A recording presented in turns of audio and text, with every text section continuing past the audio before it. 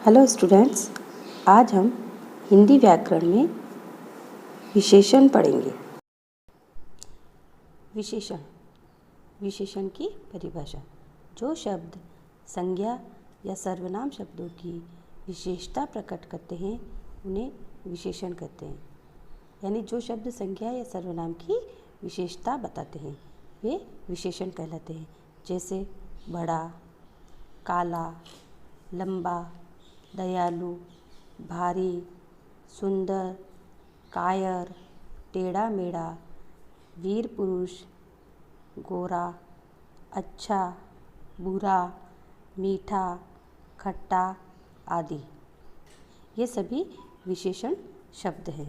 जैसे राम बहुत दयालु है, तो इस वाक्य में दयालु शब्द विशेषण है। इसी प्रकार यह आम बहुत खट्टा है, तो इसमें खट्टा शब्द विशेषण है। जिन संज्ञा अथवा सर्वनाम शब्दों की विशेषता बताई जाती है वे विशेष्य कहलाते हैं। जैसे हरा पेड़, भली लड़की, ताजी घास, काली गाय, नया घर आदि। विशेषण के भेद। विशेषण के 4 भेद होते हैं। पहला गुणवाचक विशेषण, दूसरा परिमाणवाचक विशेषण, तीसरा संख्यावाचक विशेषण और चौथा सार्वनामिक विशेषण। पहला गुणवाचक विशेषण। जिन विशेषण शब्दों से संज्ञा अथवा सर्वनाम के गुण, दोष, भाव, रंग, दशा, अवस्था, आकार, स्थान, देश, काल आदि का बोध हो उन्हें गुणवाचक विशेषण कहते हैं। उदाहरण पहला है रणजीत सिंह वीर योद्धा थे, तो इसमें वीर शब्द गुणवाचक विशेषण है, वह उनके गुण को बता रहा है। दूसरा मेरा छोटा भाई घर पर है, इसमें छोटा शब्द विशेषण है, गुणवाचक विशेषण है। यह उसकी अवस्था को दिखा रहा है। तीसरा ईमानदार व्यक्ति को सभी पसंद करते हैं, इसमें ईमानदार शब्द गुणवाचक विशेषण है। ईमानदार शब्द उसके गुण को दर्शा रहा है। नीचे 2 चित्र दिए गए हैं जिनमें पहला वाक्य है रीमा ने नुकीले तीर फेंके। दूसरा मोटा लड़का दौड़ रहा है। इन वाक्यों में तीर तथा लड़का के आकार एवं दशा की बात की गई है और उनके लिए नुकीले तथा मोटा विशेषण का प्रयोग किया गया है। अतः ये गुणवाचक विशेषण हैं। परिमाणवाचक विशेषण। जिन शब्दों से किसी वस्तु की मात्रा, उसके माप अथवा तोल का बोध होता है उन्हें परिमाणवाचक विशेषण कहते हैं। नीचे चित्र में कुछ वाक्य लिखे गए हैं। पहला है 2 किलो टमाटर तोल दीजिए। दूसरा आपकी कमीज के लिए 2 मीटर कपड़ा चाहिए।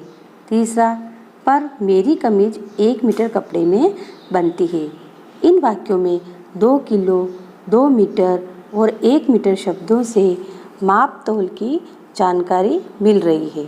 अतः ये परिमाणवाचक विशेषण हैं। परिमाण का अर्थ होता है माप तोल। परिमाणवाचक विशेषण के 2 भेद होते हैं। पहला निश्चित परिमाणवाचक विशेषण, दूसरा अनिश्चित परिमाणवाचक विशेषण। निश्चित परिमाणवाचक विशेषण। जो विशेषण शब्द निश्चित माप तोल तथा मात्रा का बोध कराते हैं उन्हें निश्चित परिमाणवाचक विशेषण कहते हैं। उदाहरण यह पुल बनाने में 200 टन लोहा लगा है। इस वाक्य में 200 टन निश्चित परिमाणवाचक विशेषण है। यह लोहे की परिमाण को बता रहा है। दूसरा 5 मीटर रस्सी ले आना। इस वाक्य में 5 मीटर निश्चित परिमाणवाचक विशेषण है। यह रस्सी के परिमाण को बता रहा है। नीचे 2 चित्र दिए गए हैं जिनमें वाक्य लिखे हुए हैं। पहला, 3 किलो सेब भी खरीद ही लेती हूँ। दूसरा, बोतल में 100 मिलीलीटर दवा है। इन दोनों वाक्यों में 3 किलो तथा 100 मिलीलीटर सेब तथा दवा के निश्चित परिमाण का बोध करा रहे हैं। अतः ये निश्चित परिमाणवाचक विशेषण हैं। अनिश्चित परिमाणवाचक विशेषण। जो विशेषण शब्द अनिश्चित मापतोल या मात्रा का बोध कराते हैं उन्हें अनिश्चित परिमाणवाचक विशेषण कहते हैं। उदाहरण, तुम बहुत मिठाई खाते हो। इस वाक्य में बहुत शब्द अनिश्चित परिमाणवाचक विशेषण है। चाय में चीनी कम ही डालना। इस वाक्य में कम शब्द अनिश्चित परिमाणवाचक विशेषण है। नीचे चित्र दिए गए हैं जिनमें पहला वाक्य है, केक में चीनी कम है। दूसरा, थोड़ी और डाल दीजिए। तीसरा, तालाब में बहुत पानी है। यहाँ कम, थोड़ी और बहुत शब्दों से क्रमशः चीनी तथा पानी की निश्चित मात्रा का बोध नहीं हो रहा है। अतः ये अनिश्चित परिमाणवाचक विशेषण हैं। संख्यावाचक विशेषण। ऐसे शब्द जो संज्ञा या सर्वनाम की संख्या का बोध कराते हैं वे शब्द संख्यावाचक विशेषण कहलाते हैं। उदाहरण, विकास 4 बार खाना खाता है। इस वाक्य में 4 शब्द संख्यावाचक विशेषण है। दूसरा, दुनिया में 7 अजूबे हैं। इस वाक्य में 7 शब्द संख्यावाचक विशेषण है। नीचे चित्र दिया गया है जिसमें कुछ वाक्य लिखे हैं। पहला, तुम कितने वर्ष के हो। दूसरा, मैं 12 वर्ष का हूँ। तीसरा, कक्षा में 40 विद्यार्थी हैं। चौथा, आज 4 विद्यार्थी नहीं आए। इन वाक्यों में 12, 40 तथा 4 संख्यावाचक विशेषण हैं क्योंकि ये वर्ष तथा विद्यार्थियों की संख्या का बोध करा रहे हैं। संख्यावाचक विशेषण के 2 भेद होते हैं। पहला, निश्चित संख्यावाचक विशेषण। दूसरा, अनिश्चित संख्यावाचक विशेषण। निश्चित संख्यावाचक विशेषण।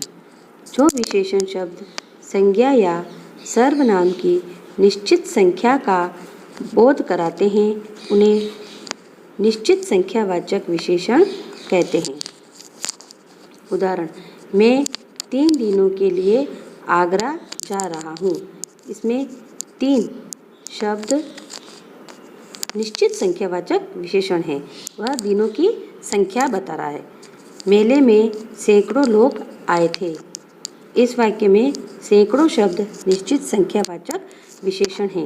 वह लोगों की निश्चित संख्या बता रहा है। चित्र में कुछ वाक्य दिए गए हैं। ओह, बेंच पर तो 2 व्यक्ति बैठे हैं। हमने 5 गमलों में पानी डाल दिया। इन वाक्यों में 2 तथा 5 शब्द व्यक्तियों तथा गमलों की निश्चित संख्या का बोध करा रहे हैं। अतः ये निश्चित संख्यावाचक विशेषण हैं। अनिश्चित संख्यावाचक विशेषण। जिन विशेषण शब्दों से संज्ञा या सर्वनाम की निश्चित संख्या का बोध न हो उन्हें अनिश्चित संख्यावाचक विशेषण कहते हैं। उदाहरण, पहला, सरकार ने गांव में अनेक कुएं खुदवाए। इस वाक्य में अनेक शब्द अनिश्चित संख्यावाचक विशेषण है क्योंकि यह कुओं की संख्या का बोध नहीं करा रहे हैं। दूसरा, बस में बहुत भीड़ थी। इस वाक्य में बहुत शब्द अनिश्चित संख्यावाचक विशेषण है। नीचे चित्र में कुछ वाक्य दिए गए हैं। तार पर कुछ कपड़े सूख रहे हैं। माँ, आकाश में कितने तारे हैं? बेटा, आकाश में अनेक तारे हैं। इन वाक्यों में कुछ और अनेक शब्द कपड़ों तथा तारों की निश्चित संख्या का बोध नहीं करा रहे हैं, अतः ये अनिश्चित संख्यावाचक विशेषण हैं। सार्वनामिक विशेषण। जो सर्वनाम शब्द संज्ञाओं से पहले प्रयोग किए जाने पर विशेषण का कार्य करते हैं, उन्हें सार्वनामिक विशेषण कहते हैं। उदाहरण, यह पुस्तक अच्छी है, खरीद लो। इस वाक्य में यह शब्द सार्वनामिक विशेषण है। दूसरा, वे फल ताजे हैं, खा लो। इस वाक्य में वे शब्द सार्वनामिक विशेषण हैं। नीचे चित्र में वाक्य दिए गए हैं। ये कपड़े मैंने धोए थे। अच्छा, उस अस्पताल में अच्छा इलाज होता है। इन वाक्यों में ये तथा उस सर्वनाम शब्द संज्ञा से पहले आकर उनकी विशेषता बता रहे हैं, अतः ये सार्वनामिक विशेषण हैं। गृह कार्य। नीचे गृह कार्य के 2 प्रश्न दिए गए हैं, जिनके उत्तर भी लिखे हुए हैं। इन गृह कार्य के प्रश्न तथा उत्तर को आपको अपनी कॉपी में करना है। पहला, विशेषण किसे कहते हैं? उत्तर, जो शब्द संज्ञा या सर्वनाम शब्दों की विशेषता बताते हैं, उन्हें विशेषण कहते हैं। दूसरा, विशेषण के कितने भेद होते हैं? उत्तर, विशेषण के 4 भेद होते हैं। पहला, गुणवाचक विशेषण। दूसरा, परिमाणवाचक विशेषण। तीसरा, संख्यावाचक विशेषण। और चौथा, सार्वनामिक विशेषण। इस गृह कार्य को आपको अपनी कॉपी में करना है।